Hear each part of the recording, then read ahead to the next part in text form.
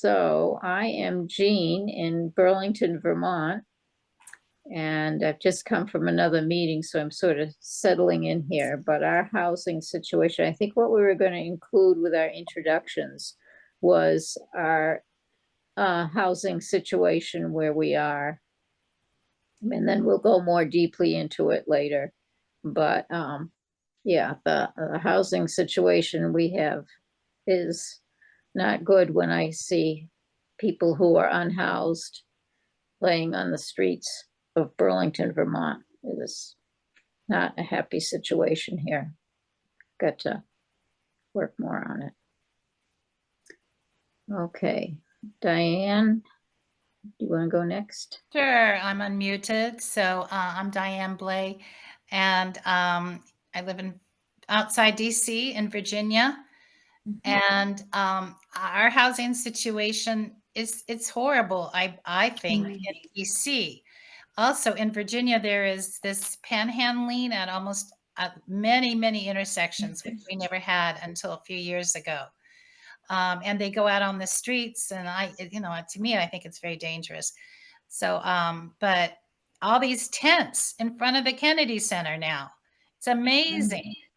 So it's really, to me, housing is a critical situation, and I love Jean's answer for it. 250 feet per person or something is what I believe, but we'll talk about it later. But anyway, it's a big problem here. And there was that article I sent out about people working and still homeless. Right. So, okay, Ricky. Yeah, hi, I'm Ricky, and I'm from Vermont as well. And I'm in the middle of the state where we have floods regularly, but right now we're above water. But we certainly have seen an increase in the houseless and also panhandling in downtown Montpelier, people asking for money. And it's just, heartbreaking to think these are our fellow Americans, and this is their situation. And I'm older now and aware that there are increasing numbers of older Americans who are becoming homeless. And it's not that hard to do if you just get your rent raised and you're on Social Security. And yeah, it's pretty desperate.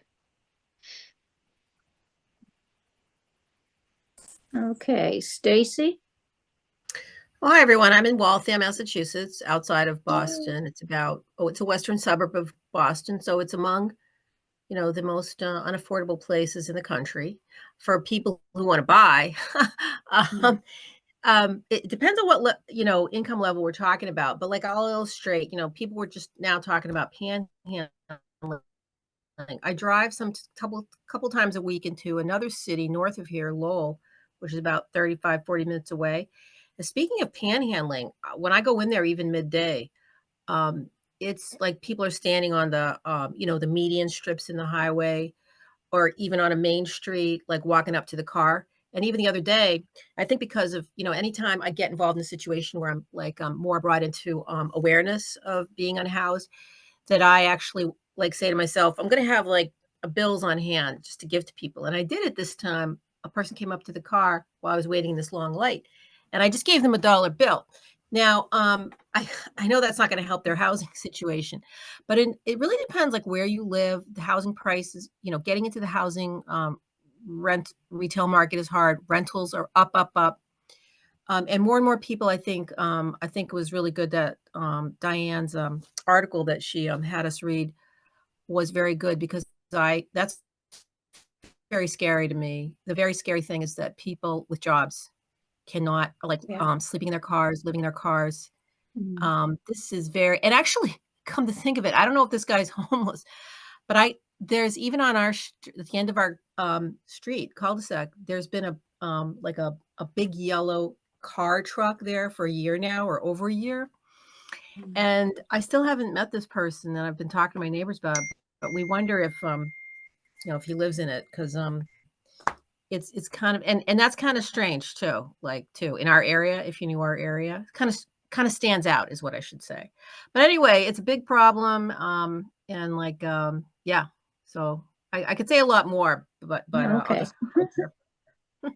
We'll go I'd on. like Let's to see. I think piggyback that. Eileen was on earlier, so Eileen, would you like to go next?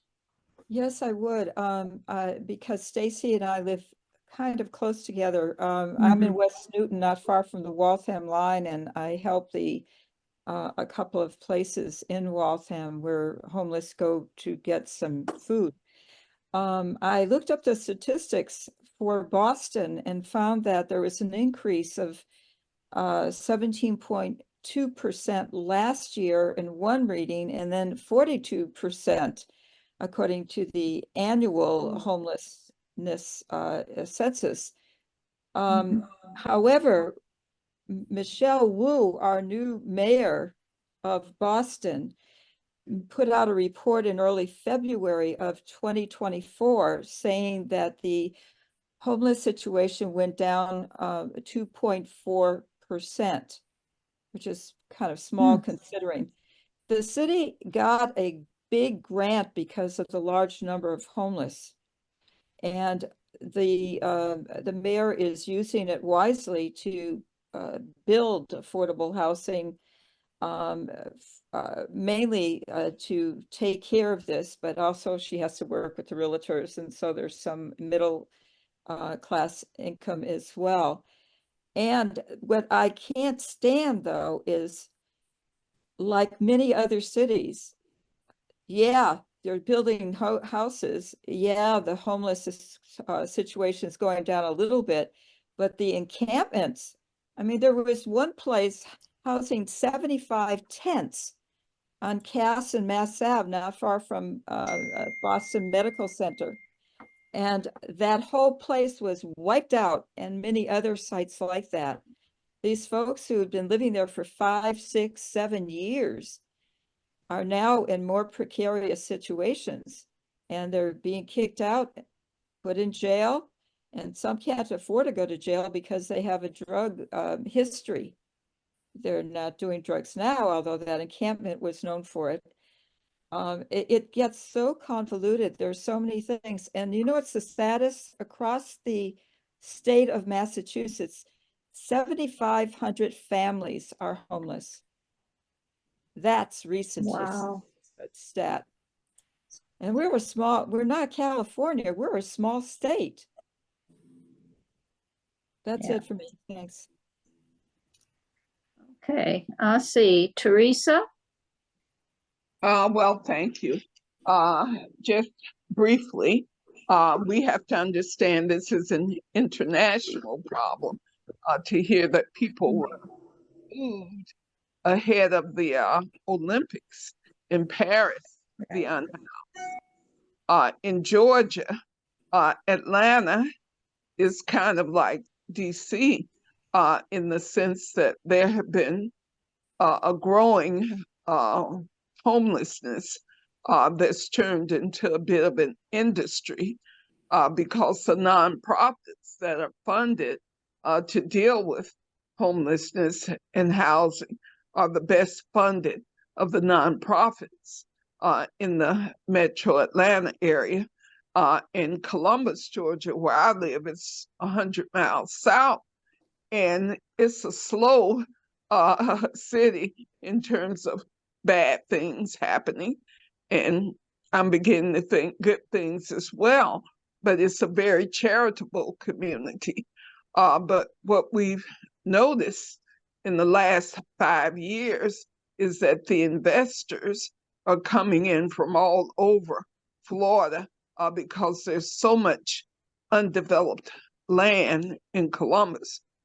Most cities that have been around nearly 200 years with populations of over 200,000 don't have a lot of land to be developed. Well, Columbus is unique in that way. Hundreds upon hundreds of acres to be developed. So residential to commercial is the rezoning that I fight every month at City Council meetings because the affordable housing need is so great. And they go after public housing first, of course. So there is really no public housing left, which was really the only affordable housing. So the poverty, the lack of affordable housing has increased the homelessness. But the biggest shock is the homeless families. The superintendent of education for the Muskogee County School District, which is about 30,000 students, reported that 2,100 unhoused students were attending school, which says the increasing number of families, and I do mean mainly women and significantly Black women with children, are now unhoused because the rents are going through the roof.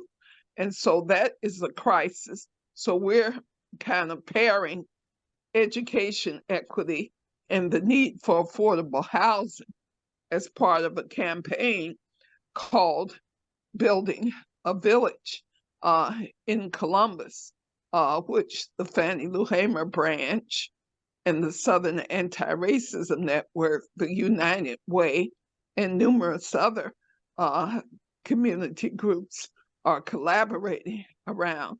And because I'm not feeling so great tonight, I just want to let that kind of stand for what I was going to say about what we're doing, and only add that Advancing Human Rights, Housing Justice working group does meet on the first Wednesday of the month, and we'll probably have a speaker in September about our national collaboration. So the work of Advancing Human Rights, Housing Justice is based on layers of collaboration at the national level, at the state level, and locally in Columbus with the Fannie Lou Hamer branch.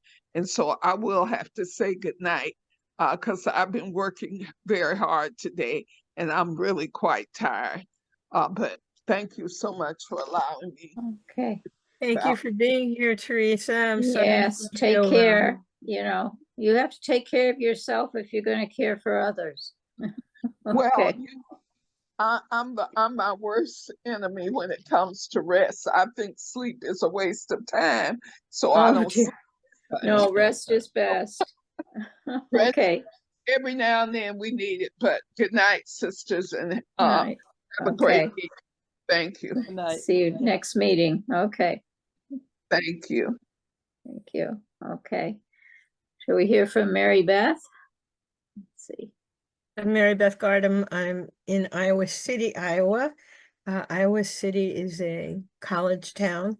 So when you talk about housing here, you talk a lot about student housing and student apartments and price gouging among the real estate brokers and agents and property owners. It's my own daughter went to school here, and I remember looking at apartments with her and thinking, I wouldn't allow a dog to live in this apartment, but you know, they make it so that 2, 3, 4 students are sandwiched into these little hovels. It's very disturbing because it's all about profits, and they provide as little as they can, and they price gouge the rent. This summer I was in Maine, and I was eating at a restaurant that was outside, and our host showed us that across the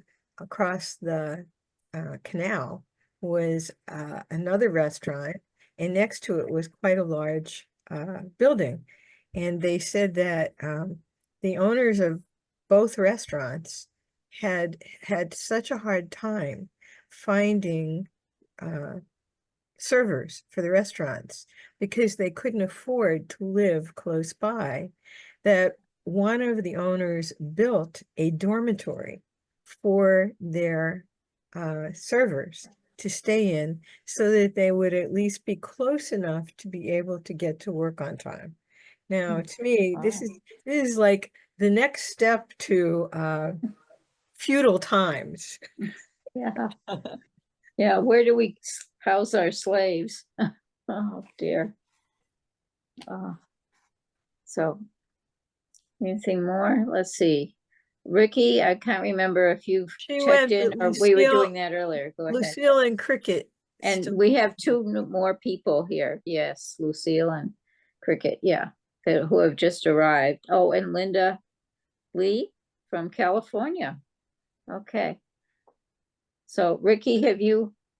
I did, but I forgot that one of the things that I wanted to mention about Vermont's homeless problem is a recent we have what is called a motel program. So instead of building shelters, we have brilliantly arranged to subsidize motel and hotel, because this is a tourist state, right? A way to house the homeless and subsidize the tourist industry at the same time. And so they just recently put a cap. They wanted to address the housing problem, so they put a cap on the motel program so that even though the statistics are saying we're up to like 1,600 families, we're going to cap it down lower at 1,400 families. And good luck to the 200 extra that didn't make the cap. I don't, that's the sort of insane, is it insane? I don't know how to so. even the motivation for that kind of a political approach, but it's sad. So I'll end with that. Okay, and Lucille in, let's see, AFJM. Okay. That's Alliance for Just Money, but I'm in about 2 hours south of Chicago in a twin city called Bloomington Normal. The combined city and town are, I think, make us about the 5th largest city or metropolitan area in the state.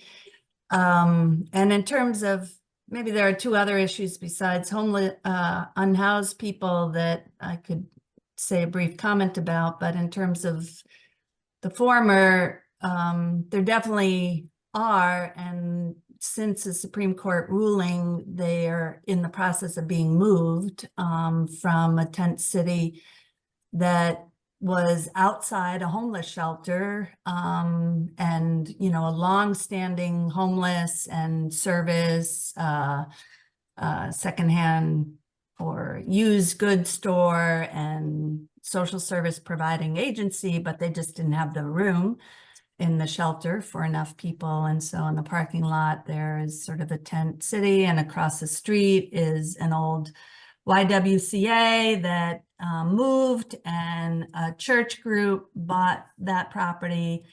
Between those 2 sort of service agencies, they were to some extent serving that tent city.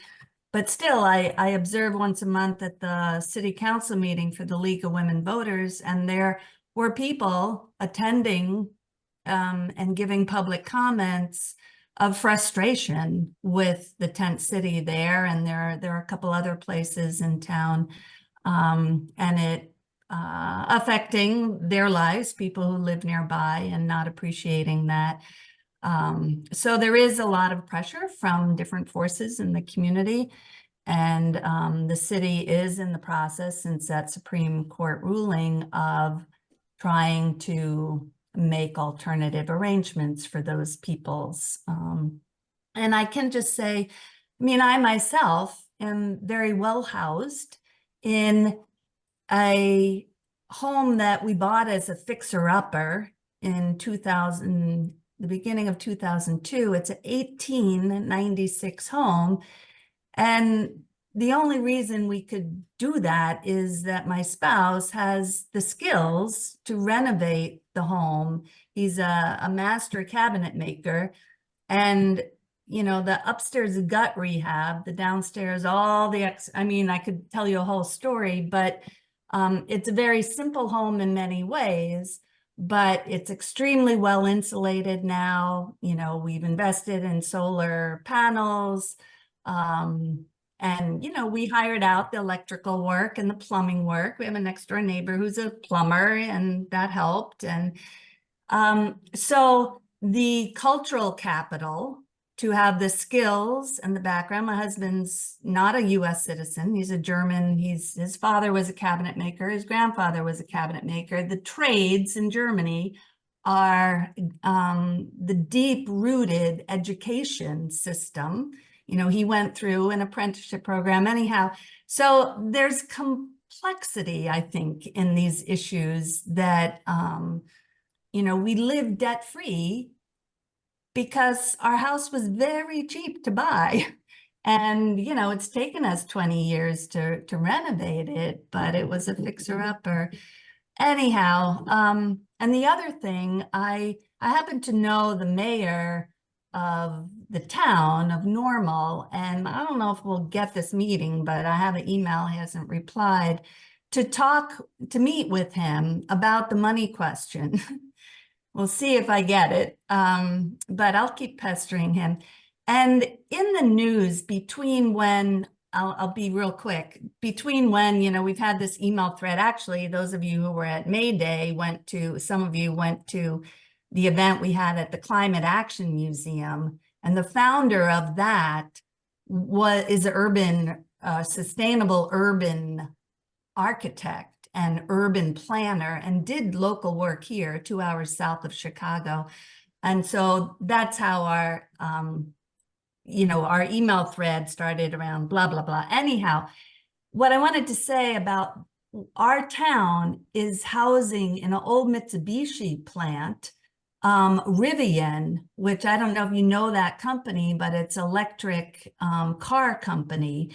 And, you know, it's based in California, but they bought this Mitsubishi plant and have renovated it, are using it, have gotten a lot of tax, you know, kind of TIF kind of stuff. And Rivian is also doing something in Georgia anyhow, but that has caused extreme pressure on housing locally. And the town of Normal, where most of Vivian is in the town of Normal, not the city of Bloomington, but the mayor, they're trying to do a bond issue that will be some kind of public-private partnership to help developers, you know, basically incentivize developers to build more housing here. But, you know, just the stuff is the connections to the money system. And this, you know, the mayor is a very good guy. He owns a bike shop in town, you know, he's best friends with the best friend of mine. So you know, the issues are complicated, and we're all positioned in relation to them. It's not only about the unhoused. Anyhow, I'll stop talking. That was way too much content, but thank you for. Yeah. As soon as you mentioned Bloomington, I said, oh, is she in Indiana or Illinois? And then I realized I didn't ask people to put in the state beside their name, so that might help if, you know, Right. 2 hours. so we know where in the country are you? Illinois. Mhm. Illinois, okay. Because my daughter lived in Bloomington, Indiana, so that just threw me off for a minute. Okay. So we'll go up to, let's see, Cricket, Jane Doyle. Hi, I'm on the California coast. I live in Santa Cruz, which is on the Monterey Bay. And there's, it's very desirable, quote unquote, to a lot of people, and interesting to me.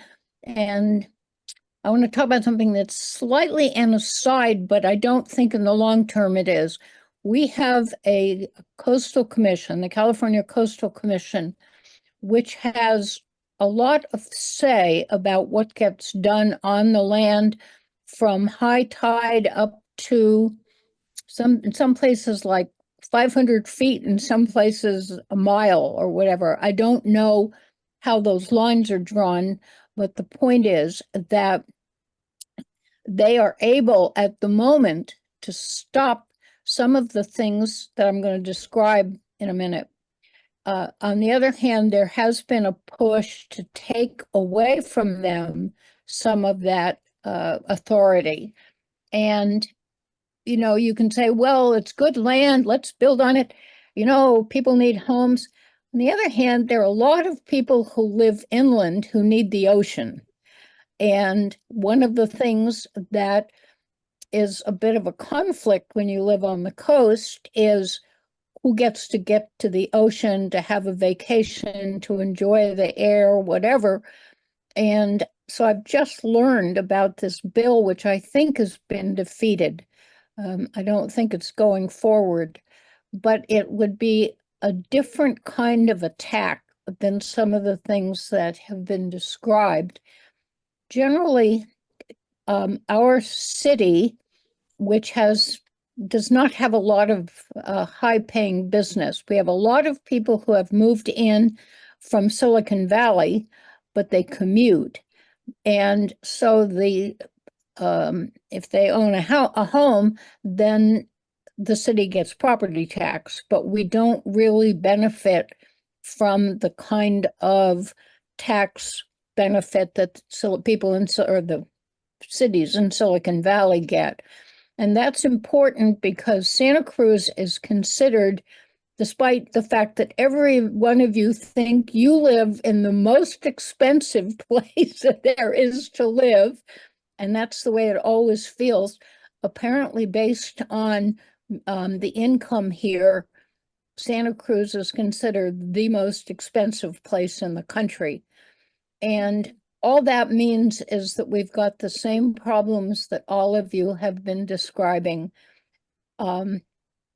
Another negative, well, we have a large number of unhoused people, and as was just mentioned by Lucille, and I was going to speak about this, we had been operating under the decision that came down out of Idaho, saying that you could not move people unless you literally had a place for them to go. And then the Supreme Court overturned that. And so now one of the major problems that we are facing is sweeps. And as some of you referred to, people are being moved without necessarily any place to go. You just got muted. Okay. Somehow. Our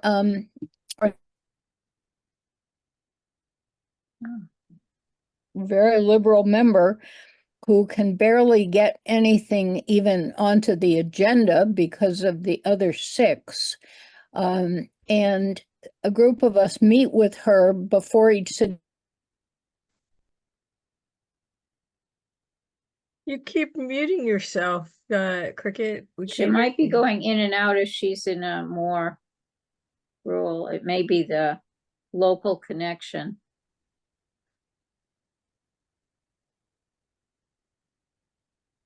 Cricket, you're muted.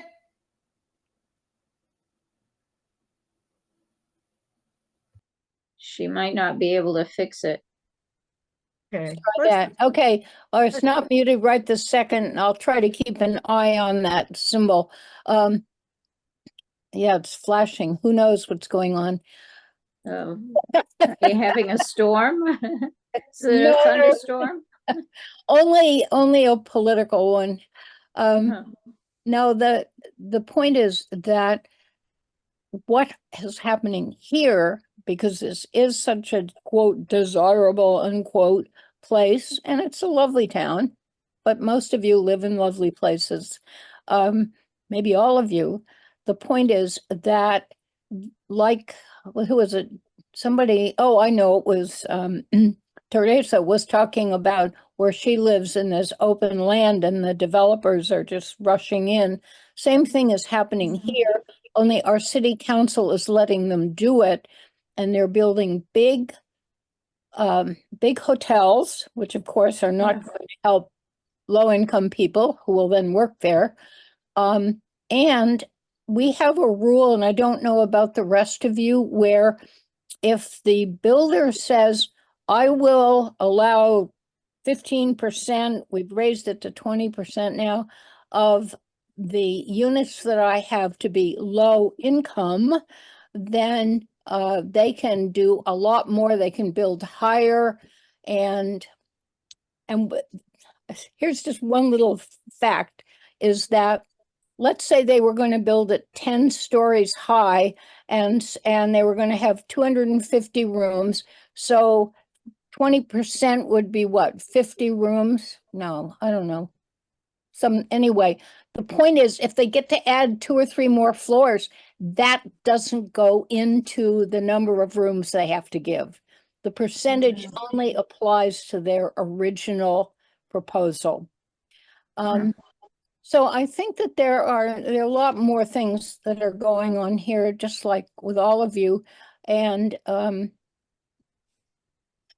California, there's just been bits of news about California had decided through the legislation that we had to build a huge number of new houses or new homes, new places to live. And they're not looking at the fact that where Santa Cruz is, the only water we have is surface water. We don't have any aquifers. And so we really wonder how these people are even going to get waters. And then the ocean is rising and they're building some of these things where within 10 years or so, the basements will all be flooded. I mean, I think Not it's planning ahead. time to talk about solutions. Right. Shall we go And I on think to, the last person is Linda, right? no, we also have Dee Murphy just came on. Hello, Dee. Well, let's start with Linda. She's been waiting a long time. Linda, and then Dee. Okay, well, Lompoc is just south of Cricket, and we are between San Luis Obispo and Santa Barbara, right smack between those 2 cities. And we are about 45,000 people in our town. I am on the homeless task force to deal, because we have quite a bit of homeless people. We're actually a bedroom community for Santa Barbara. But we have quite a few homeless people, and we also are having a lot of building going on. And a certain amount is required to be low-income housing, because that is the big problem in California, is rents are too high everywhere. So our city council, though, is not helping this situation, because according to them, they don't want too much low-income housing because it doesn't bring in enough revenue. Lompoc, even though we're a small city, we provide a lot of our own services, our own utilities. We don't rely on the state for much of anything. We belong to an green energy consortium. We have a lot of really progressive things here, but they have to bring in revenue to support our utility people and our infrastructure. And so they claim that too much low-income housing is going to be bad for that. So we're fighting this battle of trying to get low-income housing, but having to kind of fight the city people to do it. And also on the homeless task force, we're trying to come up with solutions for housing for our homeless. And we have quite a few projects going on here in Lompoc. People who like to live in their cars, we've set aside more parking space for those people. And we're trying to get people off the streets, but that's the story of California, is every city here is dealing with homeless. So we're trying to deal with it in the most humane way possible. And so that's my story of Lompoc. Oh, thank Welcome, you. Linda. Yeah, some people have cars and no homes. Okay, we have Dee Murphy. Hi, everyone. Hi. Sorry I was late. I actually forgot. I'm so sorry. And I wanted to be here for this. And I got caught up in the Democratic National Convention. And it's interesting because both California and Minnesota passed on the delegate votes. And all the other states are all excited. I'm like, wait, why? So we're trying to figure it out. At any rate, a friend just called me, and he lives in South Minneapolis, and there's been traveling kind of tent cities of people that are homeless around Minneapolis area. The latest batch were right down the road from where he lives, and he said they had been calling, because of the things that go on in these encampments. They were very insecure, so they had been calling activist groups. They had been calling the police, trying to get them moved, and finally, I guess some guy walked up. It just happened a few days ago. I guess it was in the news. Some guy walked up and asked one of the guys in the encampment for a cigarette, and when the guy told him no, he punched him in the face, and then the guy shot him. So now the encampment's gone. And he said they moved him a little further down, but yeah, I wanted to hear what everyone has to say, and I was just curious. I have everything on gallery. By a show of hands, how many people have been homeless here before?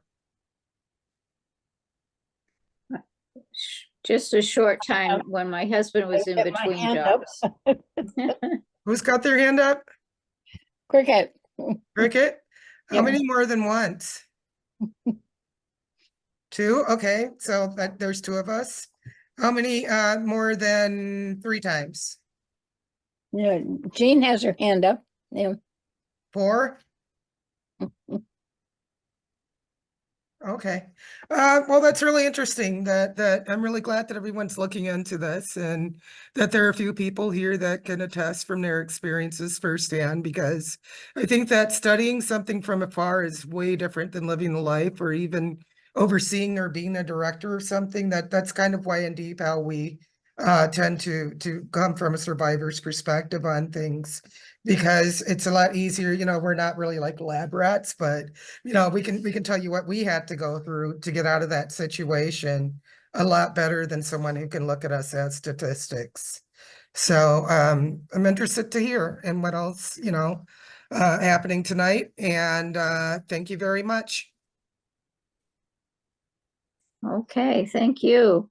And we will go on to ask Mary Beth. I was just going to send her a message saying that I haven't been able to find our agenda that we were going to follow. We had a very good one, but I can't find it on my laptop now. So what is next on our agenda?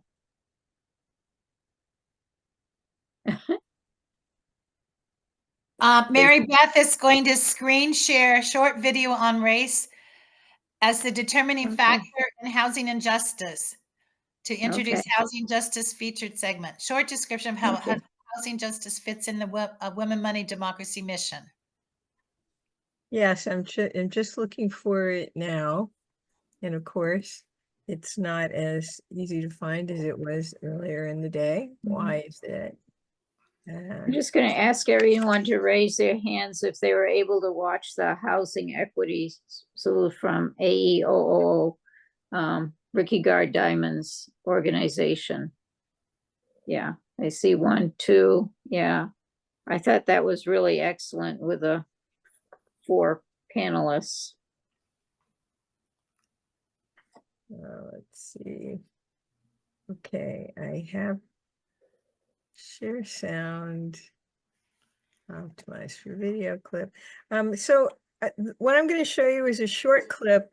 What I'm sure Teresa would have talked about if she stayed with us is the inequity among people of color and housing situations, and the long-term implications for generational wealth. So please watch this short video and tell me what you think of it. Let's see. And I'm going to try to make it full screen and then hit play.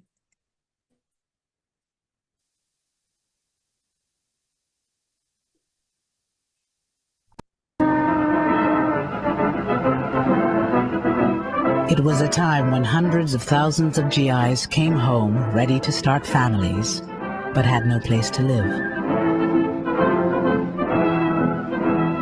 the 1930s, the federal government created the Federal Housing Administration, whose job it was to provide loans or the backing for loans to average Americans so they could purchase a home.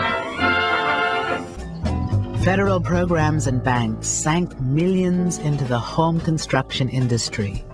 Their message to veterans: you can afford a new home. Buy a new home now. Tax dollars help make the single-family home a mass-produced consumer item. The American dream had a new name: suburbia.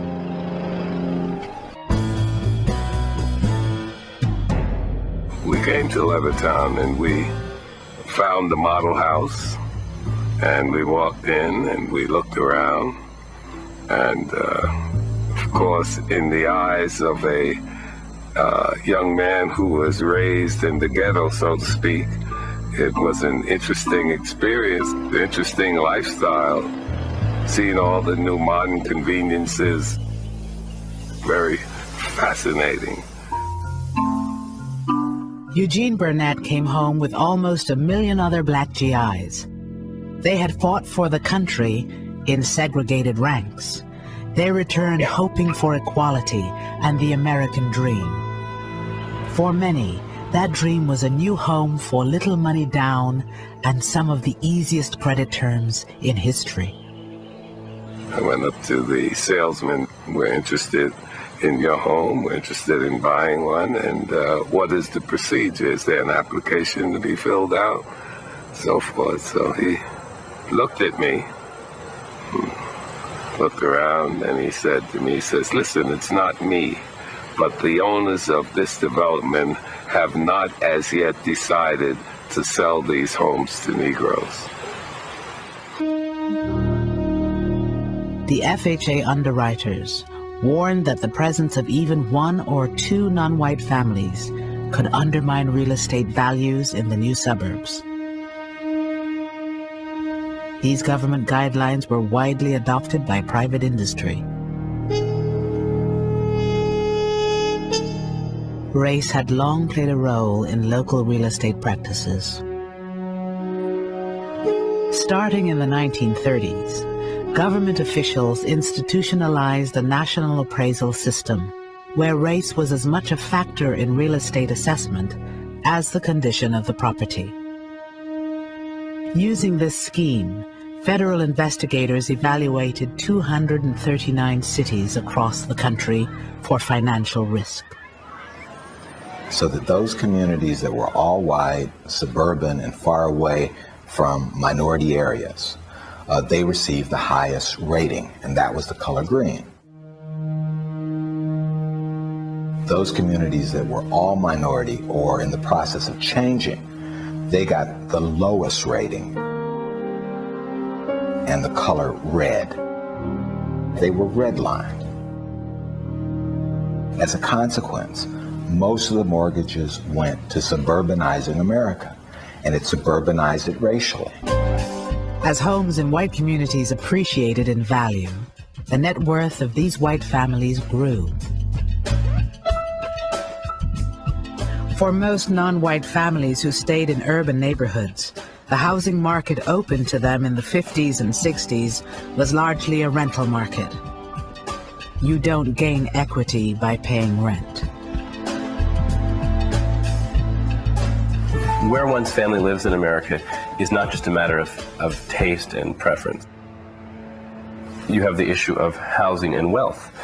The majority of Americans hold most of their wealth in the form of home equity.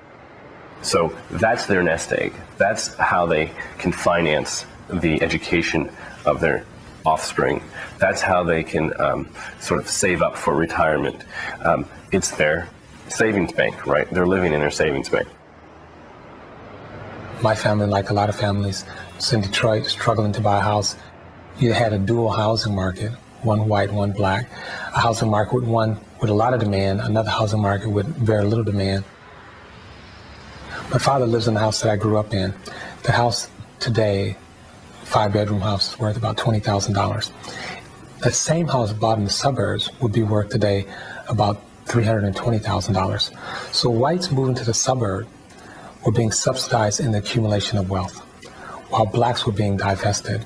And these were public policy decisions in which, on one hand, people were given access to property, given title, and subsequently wealth, and on another hand, where people were not given access to property, did not generate wealth, and did not generate the kind of opportunity for the next generation.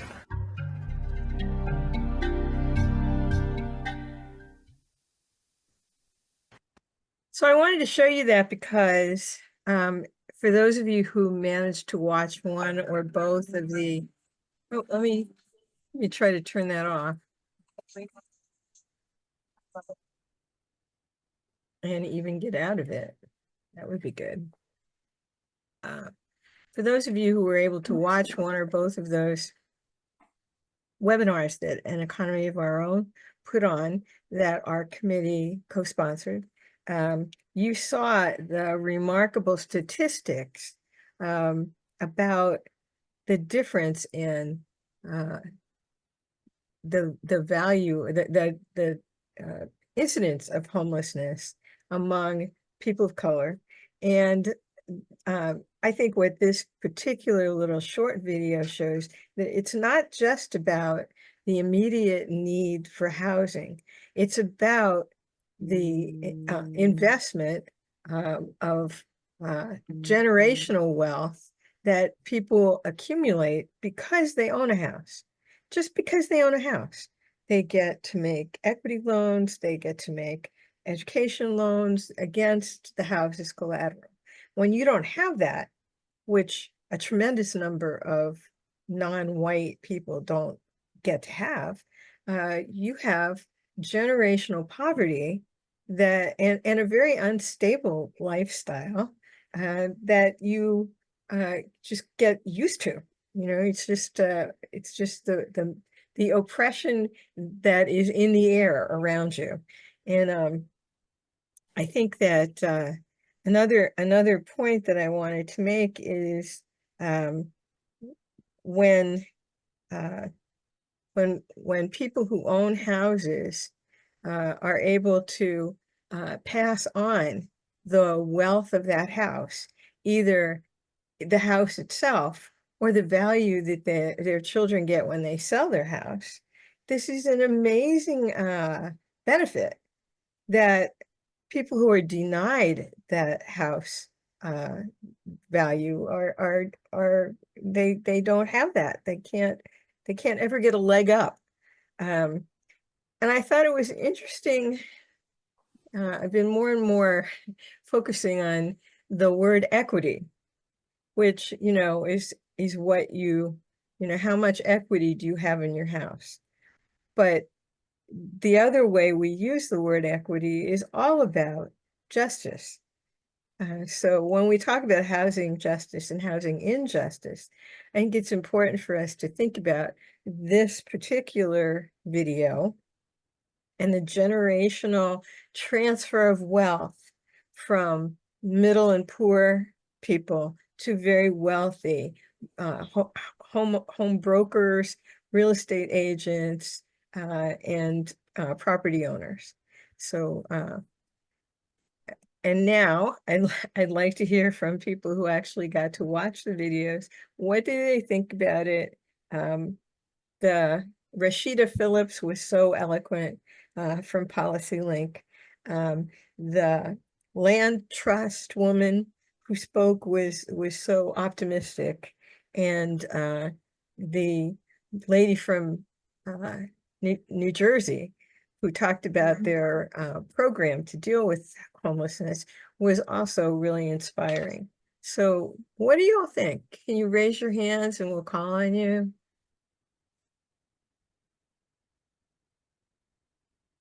And I took some notes on it. One of them had a homeless trust fund. Philanthropy. Yeah, that was the lady from Bergen County. Oh, Who was in Bergen? That was Julie Orlando in New right, she's Jersey. from the New Yeah, Jersey Homelessness Project. They right. say that they have eliminated homelessness in Yeah, Bergen County. yes. So I'd like to look at Bergen County, New Jersey, and see how they did it. I know, Vermont and Chittenden County has one of the largest land trusts in the country. And so we should be able to, we have the financial structure in place. So I think we could do more. My problem is we have an organization called COTS, Committee on Temporary Shelter. And I said, no, we don't need more temporary shelter. We need more permanent shelter, and to actually give people homes that they own, as you say. That's give them the security of home ownership. Ricky, is your hands up?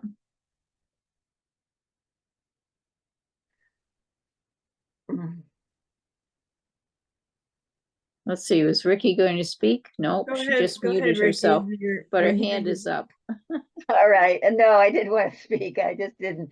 It's hard to find the three little dots and press the right one. You're right. Yeah. What I remember about the New Jersey people who were doing such a good job was her saying that finding a home, a permanent place for someone was the first step in Right.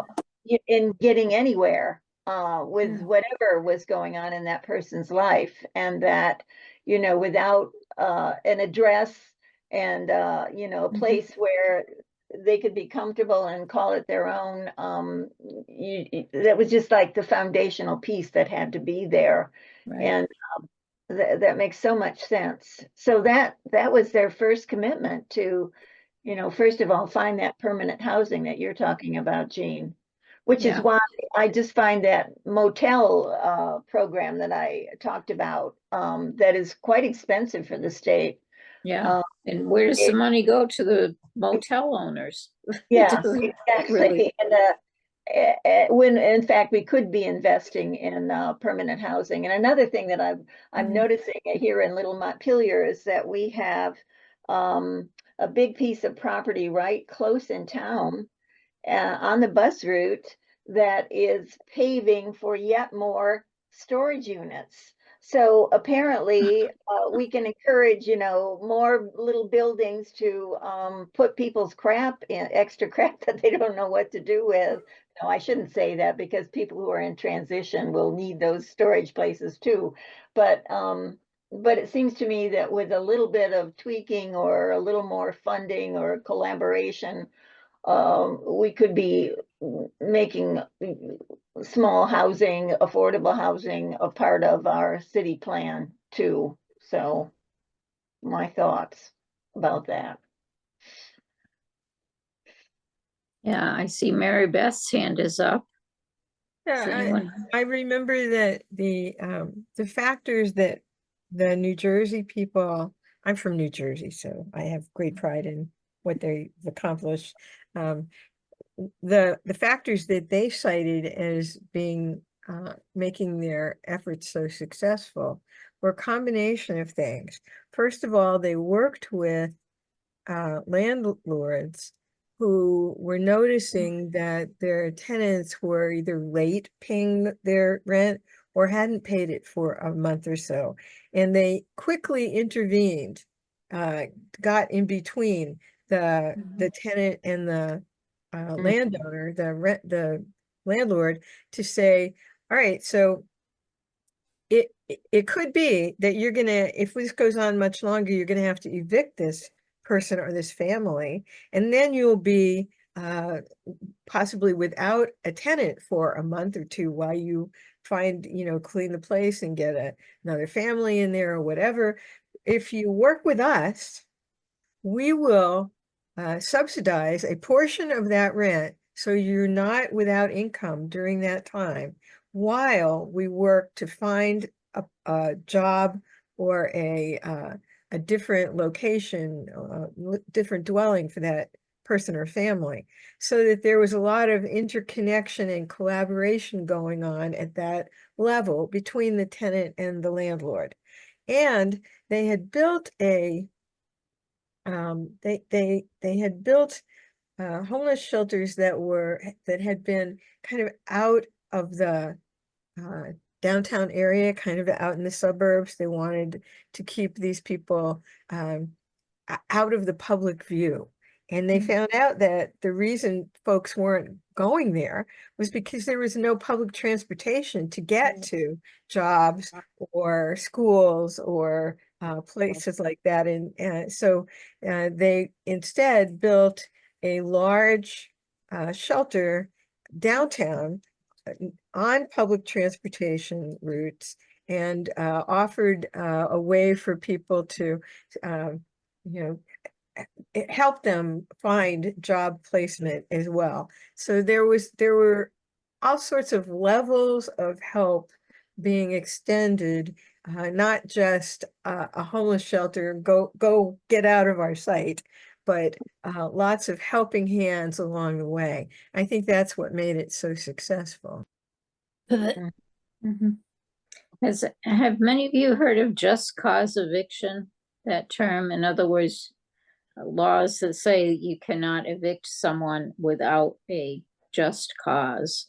It's a legal term here in Vermont. Minnesota, they can terminate your lease, I mean, or not renew it. I mean, yeah, if they evict you, they do have to have some kind of reason, but like when it comes to renewal, they can just not renew and not give you a reason. Oh, no, that's not good. You shouldn't be able to evict somebody unless they have another place to go, period. I think, So Cricket, I'll did you my raise your here. hand? I don't know. I came in kind of late. Yeah. And I don't know if like the contributing factors to homelessness have been covered in this discussion. Or what really the goals are, aside from, the video that I was able to see when we came in, some of the contributions regarding long-term passing and wealth, resource guarding through generations. There are very high statistics of people that are in these homeless encampments and literally on the street. Mental health issues are tied in quite a bit. Right. And it does tie into this committee in that we do live in a capitalistic society. So, the idea is a quick fix a lot of times when people are pulled off the street, but some are repeatedly homeless because they may still be dealing with issues that were never resolved. So they'll take you in, they'll put you through a 3-month cleanup and job training course, and you're supposed to be all ready to go and hold your own from there. And we know it doesn't work that way. Sometimes it takes years to undo some of the trauma that these people are carrying that have resulted in addiction and mental health issues. And some are just mentally ill and won't be coming back. And so in our society, who wants to carry, give someone free rent? Oh my goodness, they need a job. They need to carry their own weight. So how many programs would say, you're too sick to work and we, we'll carry you from here. Right. We need supportive housing. Yeah. Cricket, did you raise your hand? I'm looking for any other hands. Yeah, I did. I want to start by saying Bergen County is where I lived until I was in the 4th grade. And it's fascinating to me to hear that this area has done this. I'm having an eye problem and wasn't able to get to see things. I'm going to make sure I do in the next few days to see these works. But I'm interested as whether the people of Bergen County who put this project together or who carried, I'm not saying it right.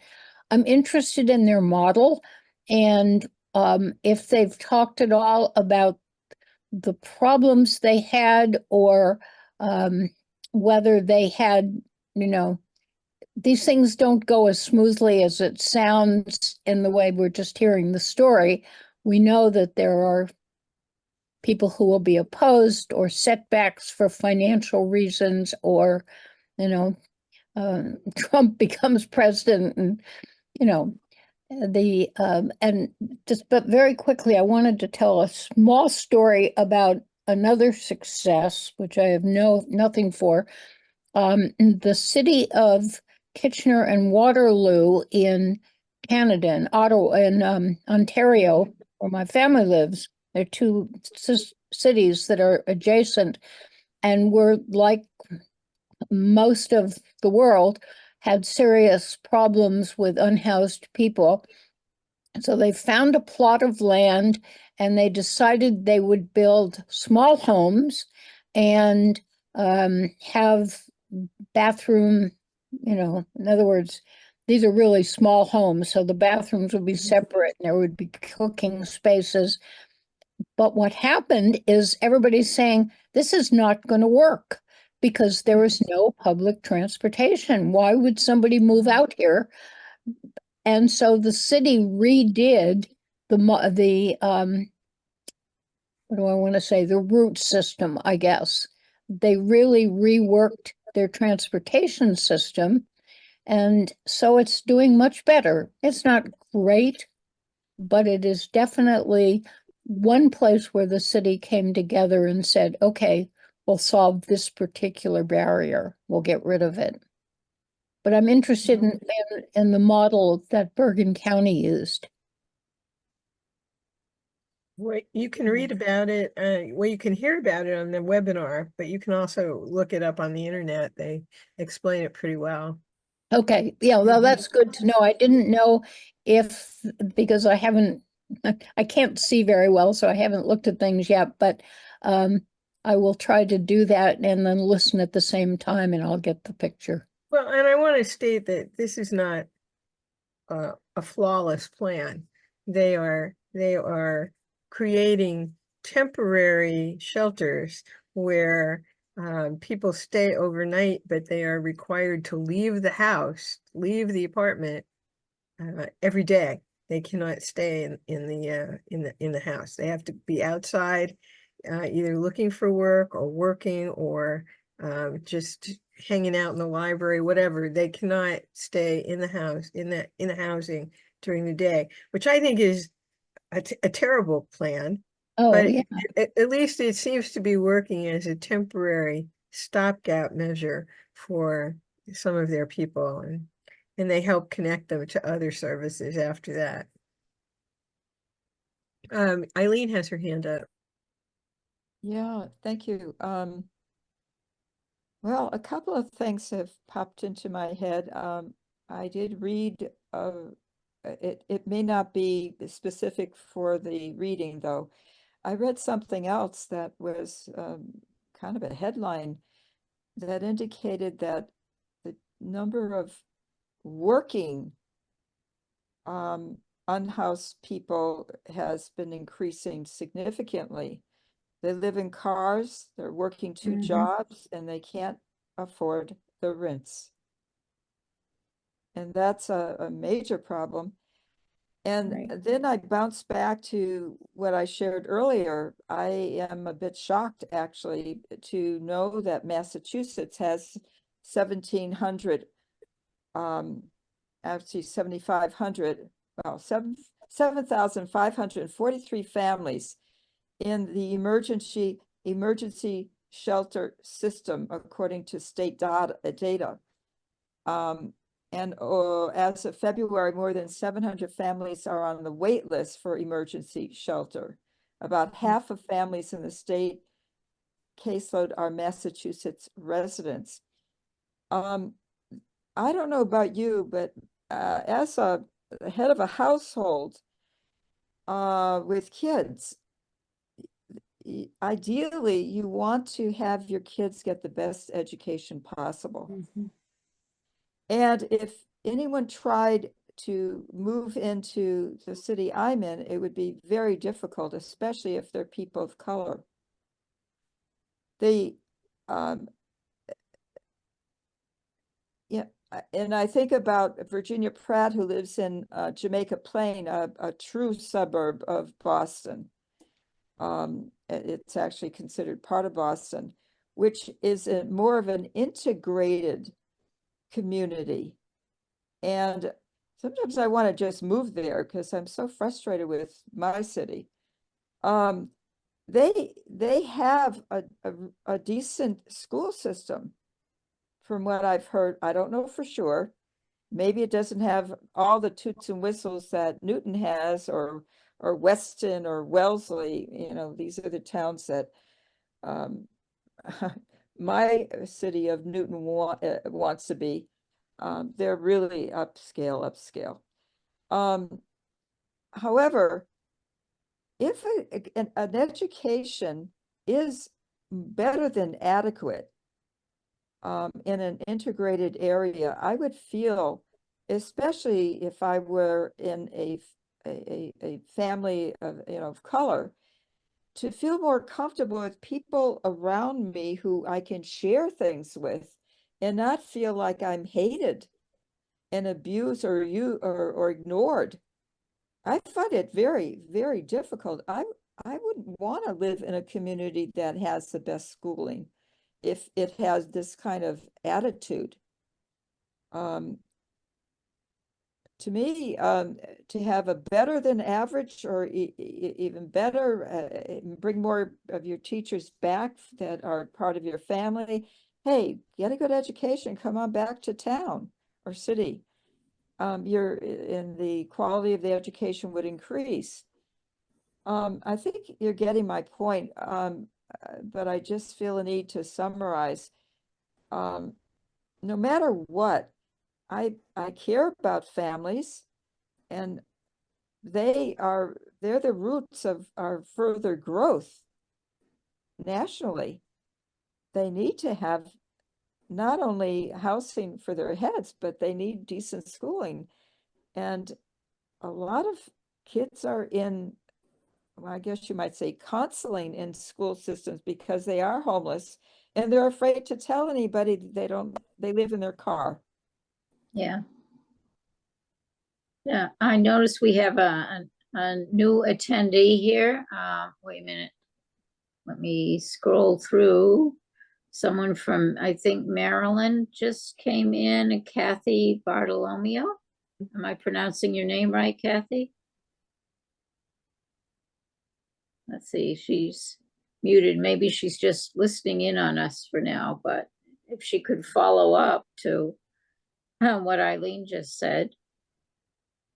Or who else lives near Maryland? Yeah, I'm trying to raise my hand, but I had a thing that said raise your hand, and now it's gone, and it's not part of the anything else. I've looked, so I've got my hand up. It's Cricket. Okay, Cricket has her hand up. All right, and I think it's hard for me to see all of you because Mary Beth just put up a screen share about our agenda. That's right. Okay. Where are we at now? Is it announcement or possible solutions? Well, I want to talk about two things that we haven't brought up yet that I feel are extremely important to the underpinning of this discussion. We haven't, as you said, just solutions. That's, I think it's clearly where we want to end up. But one thing we haven't talked about, but I want to talk about my second one. The first one is the military budget. And it's very interesting to me that Kamala Harris is proposing a grant to be made available to first-time home buyers, which when you were talking or showed us the video about after World War II, I hadn't thought about those two connections until seeing that and thinking about her proposal, which I really like, and we may want to talk about later. But the other thing I want to talk about, and we haven't really mentioned, but I know it's a big issue, and that is immigrant housing. And people who not only who don't come in with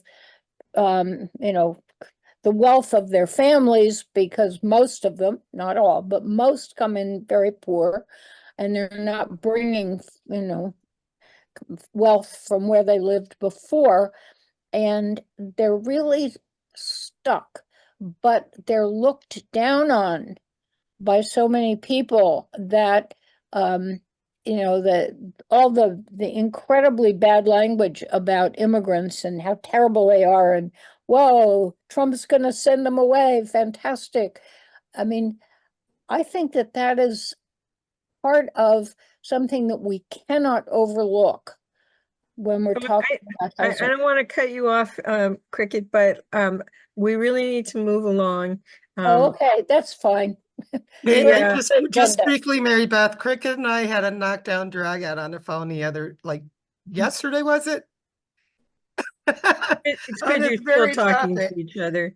Well, no, it's fun. It's we still love each other, but we just see different things differently. And she actually talked a little bit of sense into me over time, but we were having this very discussion about, and it all boils down to that poison they put in our mind about resource guarding and resources, because yeah, he's promising all these other people that are struggling, if we get rid of all these other people, you'll have more.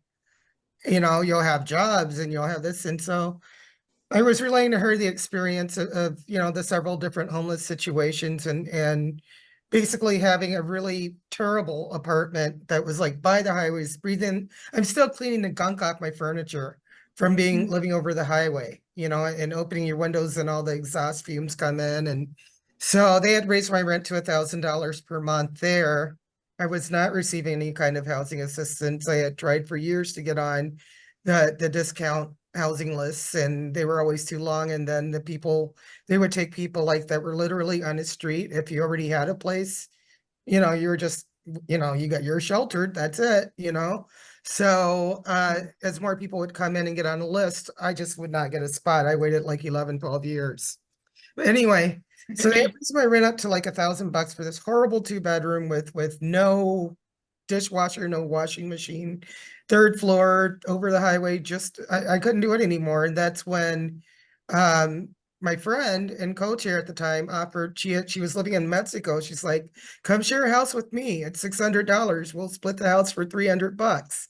Come to Mexico. So I'm like, you know what? I'm there 4 years of this hell in this place and 6 years in another, and 5, this migratory lifestyle. I'm going to go where the rent is great, the weather's great, people are relaxed. I'm getting the hell out of here. I'm an expatriate. Bye. And then I get down there and I discover I can't even afford to be an expatriate, because I've got to come back every 3 months or cough up, The visa problem. so much money. Yeah, I gotta have so much money in the bank or so much real estate investment holdings in Mexico in order to stay there. And now they're cracking down on people that are perpetual border crosses, people that live in Mexico that are expatriate that come and renew their visa every 3 months. The computer systems have caught up. So at any point, you could go and leave your dog and your furniture and think you're gonna go across the border and come right back and get stamped again. Nope, you're stuck. They didn't deny you that entry. Yeah. So can we focus a little bit on We were doing solutions. solutions, right? Right. So I was kind of getting to this because we'll move along. Okay. Yeah. So the whole immigrant thing is something that Cricket and I got into it because I was a little bit angry, because when I came back from Mexico, things didn't work out down there. I came back from Mexico. I didn't have a place to go. I came back to Minnesota because that's where my furniture and my records are and everything else. So what am I gonna do? So I came back and I was in a hotel for like months on end, and those who met with me, you might remember the background of the hotel. Like, well, the Congress was going on. I was in a hotel, and day to day didn't know if I'd be homeless or if an organization would help me. But anyway, moving forward, I finally got, by chance, I was in a horrible little 1-bedroom that they wanted $600 a month for, with a house marm that was psycho and had the whole place rigged up with cameras, and I was going to be miserable there. But by a fluke, I saw these townhomes that are nearby where I'm at. They're 3 hours outside of the city, $815 a month, like triple the space I had, an hour and a half away from the cities. And I got here and it's like a whole community of immigrants. Like, like everybody's been picked up out of Vietnam and Laos and Somalia, and they're all here living it up in paradise. It's a beautiful place. And I'm thinking, like, what the hell? People are killing each other in Minneapolis because everyone's stacked on top of each other. And there's like generational trauma and psychological stuff going on. But then they're just bringing in people and saying, here's, what else do you need? Do you need some money, and and so we had this going back and forth about Trump about that. So as far as solutions go, I just want Cricket to know I've come around. I've got my senses. It's not about them. It's about all of the contributors to this situation. There are not limited resources here in the US. And, you don't hold it against someone for wanting a better life.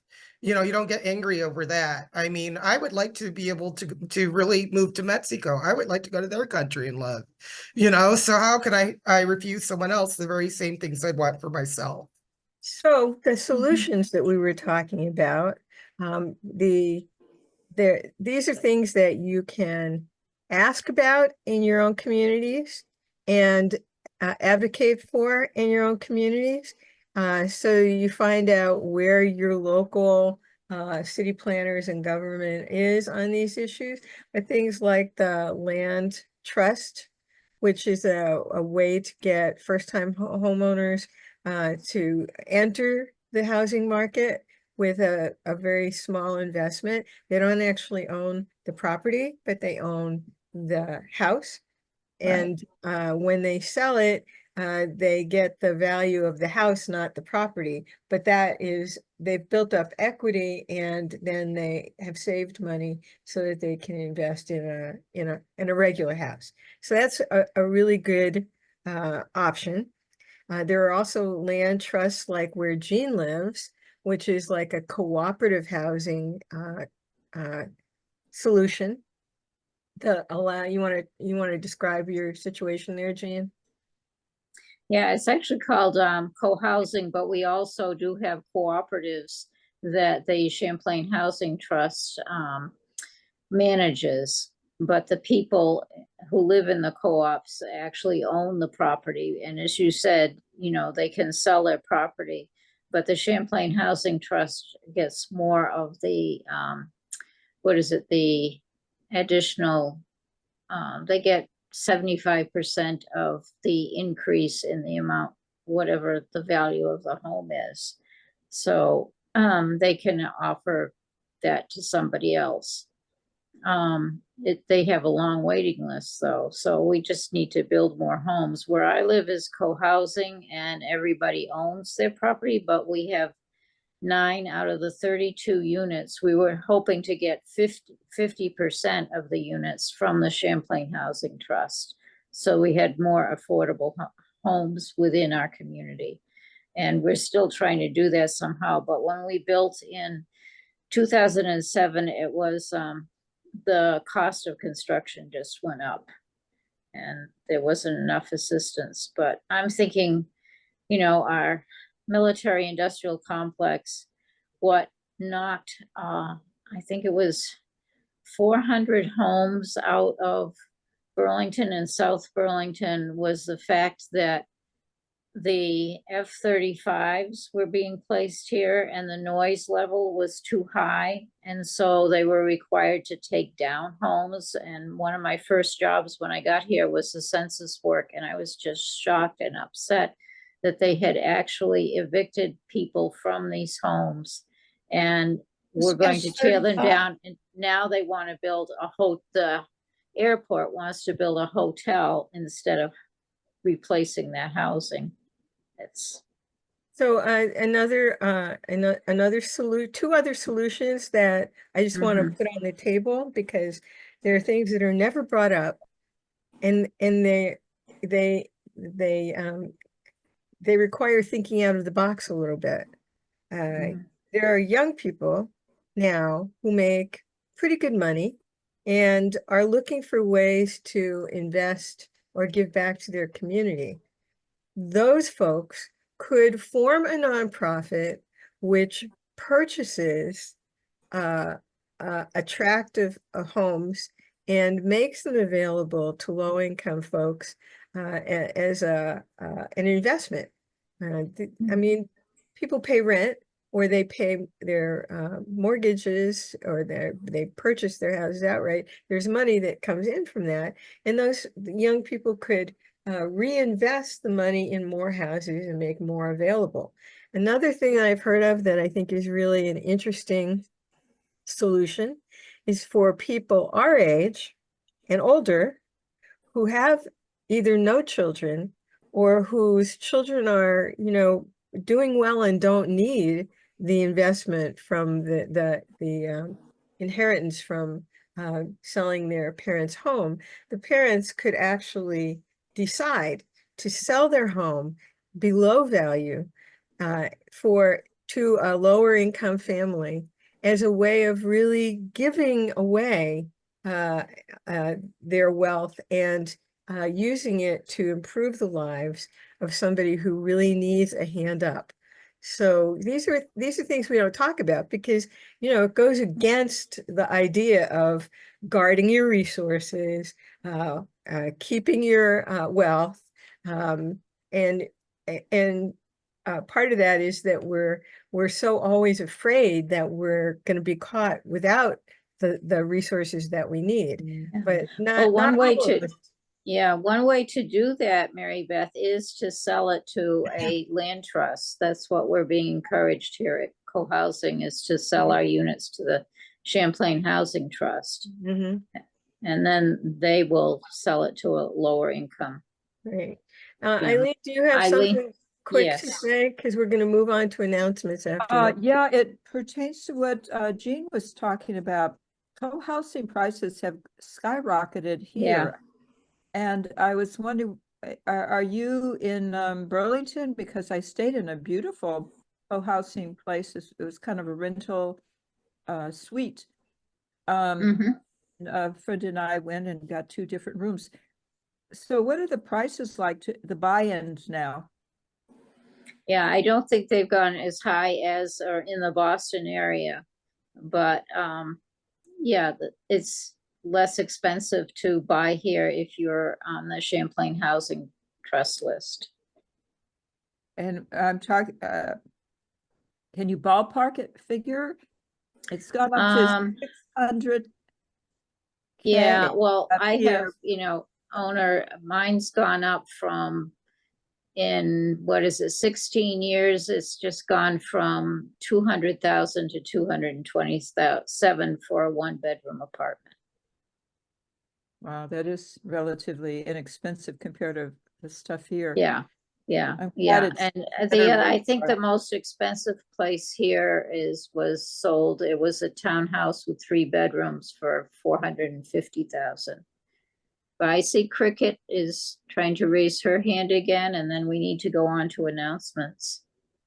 Yeah, I'd like to the things you were just talking about, Mary Beth, are fascinating to me because I know a couple of them in Chico, California, which is north of Sacramento in the Sacramento River Valley, actually set up what the very thing you were describing about a group of people buying up some houses and fixing them up and passing them along to other people at an affordable rate. And then I've been donating to them in the name of my partner because his whole life was dedicated to finding housing for low-income people.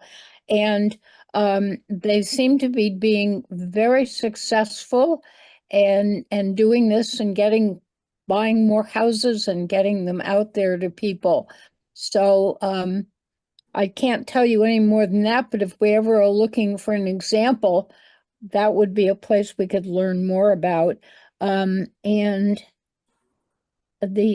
I lived in a co-housing unit in Sacramento, and to buy in depended upon, I'm sorry, not to buy in.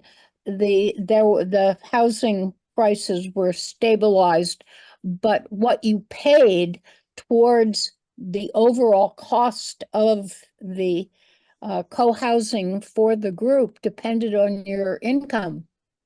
So the woman who lived next door to me, we both had townhouses, the exact same size and floor plan, and she was retired and paid somewhere between a third and a quarter of what I paid monthly into that. So again, it was, and I was working for the state. I wasn't rich, but I was better off than she was on a retirement. So I do think it's good to know about these solutions and to start sharing them more. Thank you, Mary Beth, because I hadn't been thinking about either of those until There you. are also a lot of churches around the country that have they have land, and they have gotten donations from their congregation to build low-income housing right on the site of their church property. And it's an income producer for them and offers a low-cost housing alternative for people who really need it. In Newark, New Jersey, which is very near where I grew up, after the Newark riots, a priest from one of the congregations there went round to all of the apartments that were being burned down and talked to the survivors, the folks who still remained there.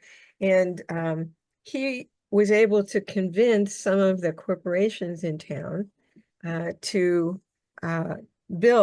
contribute towards a nonprofit that he started that built a huge amount of low-income housing, and it produced so much wealth because even though it's small rents, they mount up, and they found ways to reinvest that in a charter school, in job training, in all kinds of projects that really made for a very vibrant and supported community. So talking to your church also about making that kind of investment, if they have property that they don't know what to do with, is another solution that we should look at.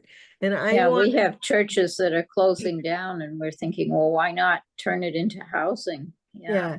I think I want to recognize that Mary S. just joined us, and Mary Kathy. Sanderson. Hi, Mary. Oh, is it Mary Sanderson? Okay.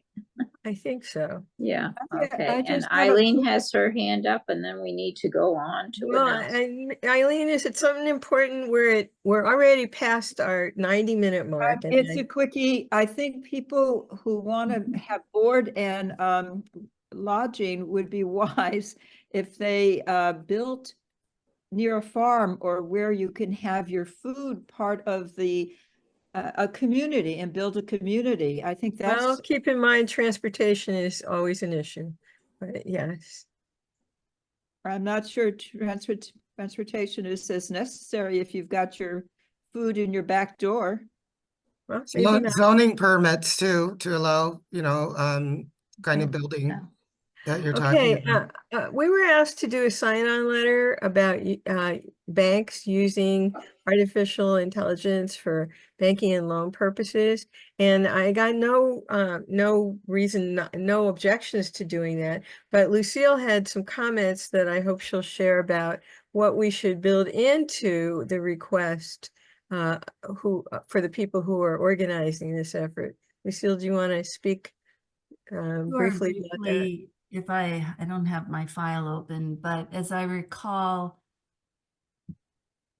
I think the letter and the points it's raising are well-intended and probably necessary if this bill is pending. But I don't think, I think they're kind of fooling themselves if they think the goals will be achieved by just writing in those kind of concerns into the legislation. And you had some recommendations for what we should suggest to them. The point is, right. So that was sort of a little bit of the critique, but I think the value of signing on is the relationship with the organizations involved and the possibility of reaching out to some of them with some information and opportunity for or invitation for dialogue, you know, both to listen and to share more about the underlying problems in the money system that is fueling the, you know, the fast pace, the steroids that AI is on is not simply about AI and its effectiveness or lack thereof. It's the profit-driven motive, and underneath that is, you know, built in the dictatorial monetary system. So that's, you know, to me, it's a little bit fallacious to expect something to come from a letter like that as it's written, the goals it seeks. But if we sign it with, you know, the commitment to do some outreach with the organization, then that's work, you know, but it's opportunity as well. And so that was my suggestion around the letter. And, you know, it would take looking at the 25 signatories and doing some research, you know, on who they are and which might make the most sense to kind of reach out to, or maybe all of them somehow, and, you know, see what kind of responses we get. But it just seems like it's a bit naive, meaningless for us to just sign our name and leave it there. Okay, I'll be happy to suggest that in the response that I make to them, and I'll try to look up who the other signatories are. It was on the letter. Yeah, at the bottom I'll of the get letter. to it. It may not happen immediately, but Sure. okay. Thank you. Hey, Mary Beth, I don't know what this letter is. Is it something that we should have looked at before this? Yes, it went out to the committee quite a while ago, and everyone agreed, or at least nobody disagreed, that we shouldn't sign on. So we're going to, and I'm going to ask WILPF US to sign on as well. And yeah, Ricky, you have your hand up, and we were gonna call on you next, but go ahead. Muted myself again. I'm sorry. No, I don't disagree with anything that that Lucille is saying, because the problems are much deeper than AI for sure. But point of clarification is that this was a letter in response to a request for comments on regulation and regulation through the administration of the Biden administration or the other administration, should that horrible thing happen, is what's at stake here. And a lot of financial sleight of hands are happening through that regulation route rather than a legislative route. And so I think Lucia's idea of using those contacts as a way to begin to reach out to other people is a good idea, but it's another job, and I think it's sort of beside the point of signing on to a comment on regulation. Thank you. Thank you for recognizing that all of these little details take time and energy, but I'll try and do what I can. How's that? And Ricky, while your mic is open, I wanted to post to folks the full-bodied healthcare economics Zoom and all of the wonderful resources that were part of it. And I'm going to try to put the resources into the chat. Sure. I do want to point out that I think Dee and I have both put resources in the chat that might be of interest, including the document of resources that went with the second housing panel that we were just talking about a little earlier. You might find definitions or resources that would be useful for more research on the housing situation. The healthcare conversation. Hello, I'm excited to welcome you all to Oh, Full I'm Body sorry. Health, Healing Whoops. the What was that? That was interesting. I am your Zoom maestro. Oh, Brian. I somehow managed to turn it on, even though I didn't mean to. But okay. I'm putting that link in the chat Oh, now. thank you. Thank you. It will also be in our newsletter, which is about to come out soon, and it's up on our webpage as well. And if you were registered and weren't able to attend, you should be getting an email very soon with the recording and the resource document with it. So the healthcare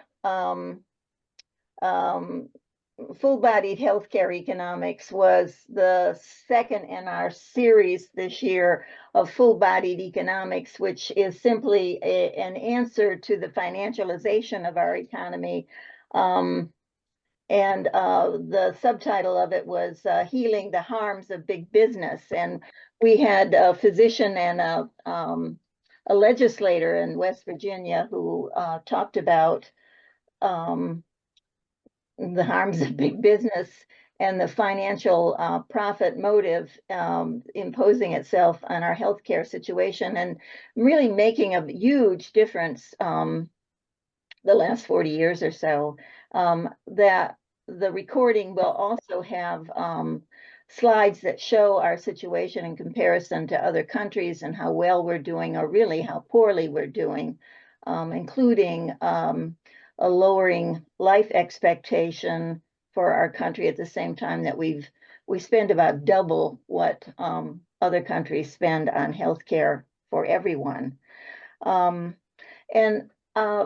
we plan to follow up with in 2025 with another follow-up discussion, because what became clear was that we need to make big changes and it's going to be a long haul, and so we'd like to work locally here in Vermont. I hope if I can recruit Jean to do yet one more thing,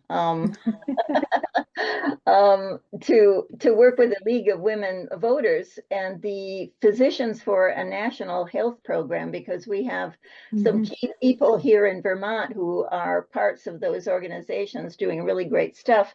And if we could figure out, or at least track some of the actions that we take here in Vermont, where it's a very hot issue, we have a terrible shortage of health clinicians here because we're a little state and housing is hard to come by and it's expensive to live here. But at any rate, if we can get those on the ground activities and then follow up with a conversation next year about, okay, these are things that you can do on the ground that might make a difference in your community, because one of the things that makes healthcare complicated here is that it differs dramatically from state to state, the entities that you have to deal with. And so it involves a bit of research and, tracking down phone numbers to know who to call about which issue. So well, that's the recording, the link I put into the chat, they had some wonderful action ideas that if you look at it and think, gee, that's something that I could do in my community, and you want WILPF Women, Money, and Democracy to help you organize that, we'd be willing to do that and might even be able to take it to a few of our branches, because healthcare, it affects all of us. It's not, one state or the other state or one city or community. It's everywhere. right. Yeah. Yeah. So true. So I'll also take a look at the resources that Ricky posted. Thank you, Ricky. I'm going to call on you in a little bit again. So stay tuned. All right. All right. And Mary Sanderson was good enough to be last Friday morning very early on a webinar for the gathering in Vermont, where they showed our joint effort, our webinar the Future in Our Pockets that we co-sponsored with Alliance for Just Money. Mary, can you talk about some of the questions that came up after that? Yeah, that was pretty fun. I am so grateful to Eileen and a woman named Ginger, who I just met that day, for promoting getting it on the program there. And so I think 10 or 15 people were exposed to that material and our effort, who otherwise had never been exposed to it. Some people here tonight were there too. Eileen asked a cool question. She wanted to hear more about the Guernsey example of a teeny tiny country that did implement its own sovereign currency and had great luck with it until it was smushed. She wanted more details, and I kind of directed her to hunt around for them. But then a woman named Paki from Massachusetts, whom I've kind of known a little bit often for a long time, because she's a very active raging granny. She adroitly pulled together the information from the movie, the film Future in Our Pockets, and hooked it right up to the war problem. You know, what I've been trying to do since 2017 is make that connection that's undeniable between the money system and war. And I go around in circles and spin my wheels, but Paki got it right away. Then Virginia Pratt is another woman I just met that day. It was very cool for me. She had worked on helping people through the crisis of 2008 regarding their mortgages that had got all twisted up in those securitized mortgage backed securitization thing. She wanted us to take the film deeper and go into those kind of things. And so I'm going to contact her and Paki both and see if we can develop more conversation around that. Anybody who was there and who's here tonight and would like to add any little comment about, you know, what was clear or not clear in the movie, what made an impact on you, or what's missing, I would love to hear any kind of feedback.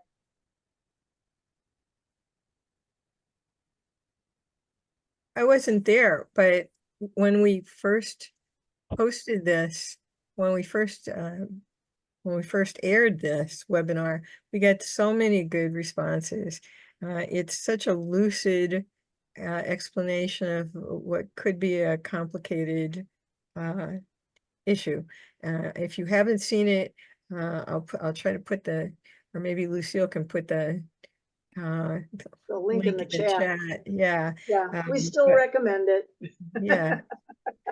Yeah. It's still helpful to people. Excuse me, Mary Beth, Cricket. Please, I'm not able to pull up the chat. Could you possibly put the things that you're talking about and do them in an email after this is over? My chat just is not working. Yeah, I'll send the chat out to everybody. Please do that. Yeah. Yeah. I just wanted Mary to know that Ginger really had planned to learn more, because when she first saw the film, she had a lot of questions and wondered if other people did too. It's that kind of movie where you benefit by seeing it a couple of times. And the questions that came up, the comments that came up were very lucid. Paki nails it every time. She connects it to war every time. She knows how that works really well. And she was one of the stars at that gathering, no doubt.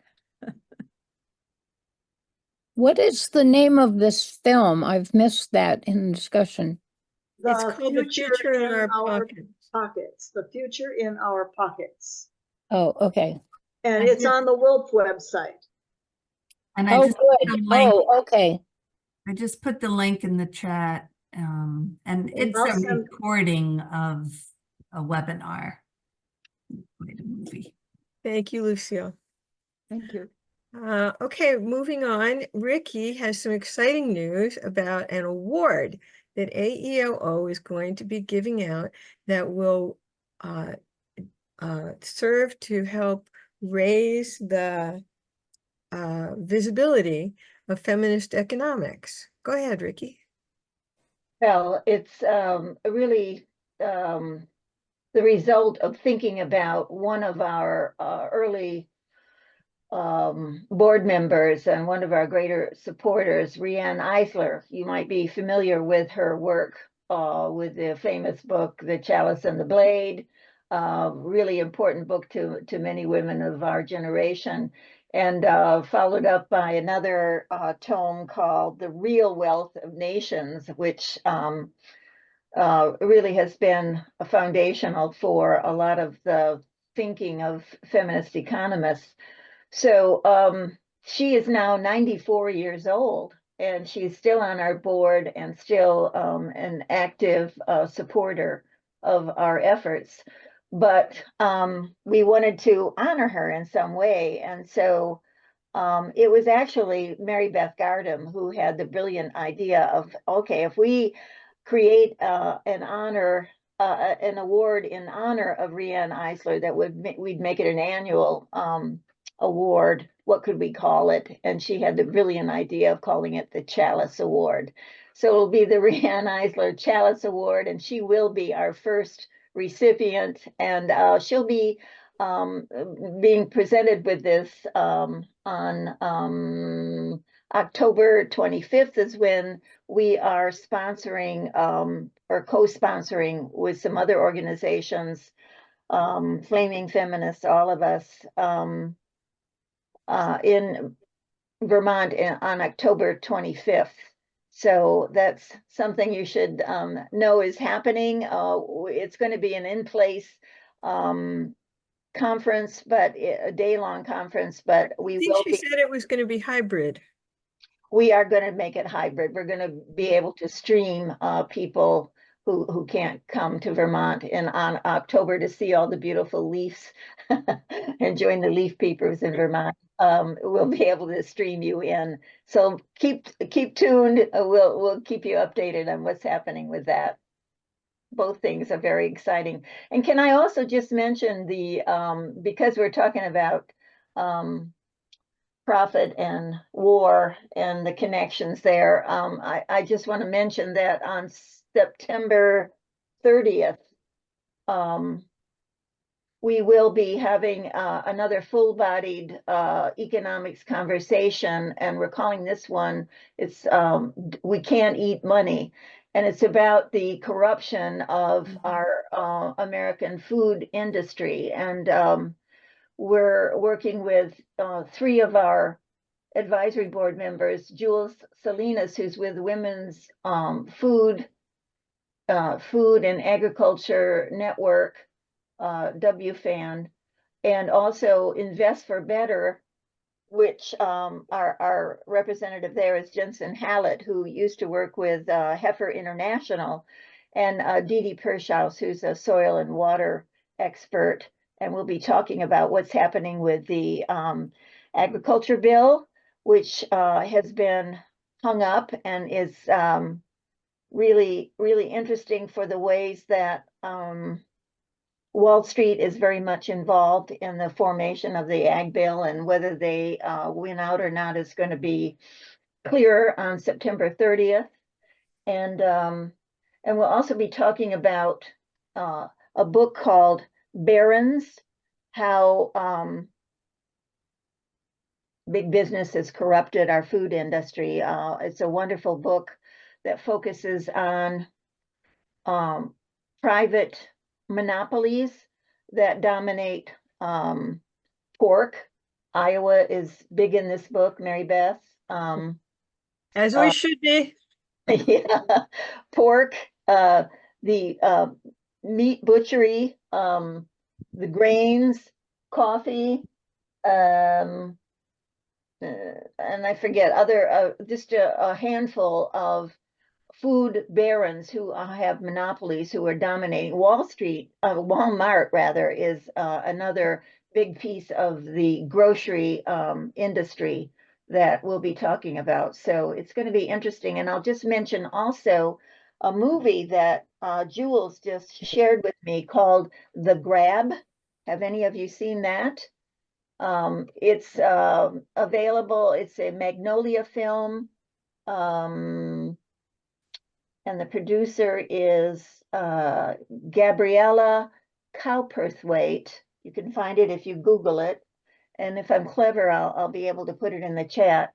And it is about food as a weapon and food and water as weapons. And this is a film about the investigative reporting group that is digging deep into these issues that you usually don't hear about. And it is a remarkable film that explains a great deal that we should all know about. What was the name of the book? Barren, is it? Barren? Pardon me? The other book is called Barren, Baron. Yes, Barren, and the subtitle is, I will find it and put it in the okay, in the chat. good. And then I wanted also to ask Lucille to tell us about 2 upcoming events for our Ally Alliance for Just Money. Hi, I put them in the chat so you can find the full information there. But one is tomorrow morning. Okay. It's sponsored by the International Movement for Monetary Reform. It's a webinar with the former governor of the Central Bank of Spain, Ordóñez, and it's focused on central bank digital currency, what it is, and there are real variety of approaches to it, and are any of them in the public interest is sort of the driving question. And the other one is on September 11th. Both of these are, well, one tomorrow is early, 9 a.m. Eastern time. On the September 11th is midday. And that's co-sponsored by a bunch of international monetary reform organizations. And it's on a 2024 book called Capitalism and the Market Economy. It's quite interesting. It's by 2 authors who go by a pseudonym of Macmillan. And they published their first book together in 2014.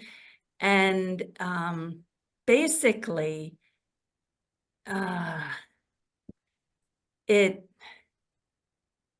they're not activists. One is a macroeconomist, the other is a banker in an international, a big international bank. I think they're both in Switzerland. But the first book was very explicit, chapter 10, really having, you know, basically their proposal is what we propose with some minor differences, but the major thing is the same, that they want the public organization, origination and modulation of money, and the private organization, you know, then private companies can do the intermediation of money, lending, savings and lending and investment and payment services. And that's basically what monetary reformers want, is the money in the public sector, credit, and payment services can be in the private sector. Anyhow, that's basically what they argue. And the 2024 book is, it's an update, and you have to look kind of closely to find in some ways. And it may be, I'm not sure, they will be, that. So anyhow, the short story is they will be presenting on that book and answering questions, both, you know, from the webinar hosts and from the audience. So we've had 2 reading circles going on this book, one international one based in the US. You know, monetary reformers have different readings of it, but you know, a core group of people think there's quite a bit of potential and their positionality is quite different than our own. But there's some significant shared common ground. Anyhow, enough said. Thank you. Hey, The links for registering are in the chat, and they're on AFJAM's website. The September 9th, the one tomorrow, it's basically been by email and it's not on the IMMR website. So you have to use the link that I put in the chat. Okay, thanks for all that great information in the chat. I'll copy it and send it out to everybody along with the link to this recording. I also wanted to remind you that our next meeting is Tuesday, September 17th at 8 p.m. Eastern. Thank you all for being here tonight, for all the contributions that you made. I'm sorry I had to be the timekeeper, but here we are. It's almost 9 o'clock and we're still meeting. So we're gonna have to try and get this down to 90 minutes. You guys take care. We'll see you. Thank you so much for facilitating, Jean. And All right. Yes, Well, thank it's you, good to Jean. see everyone. Yeah.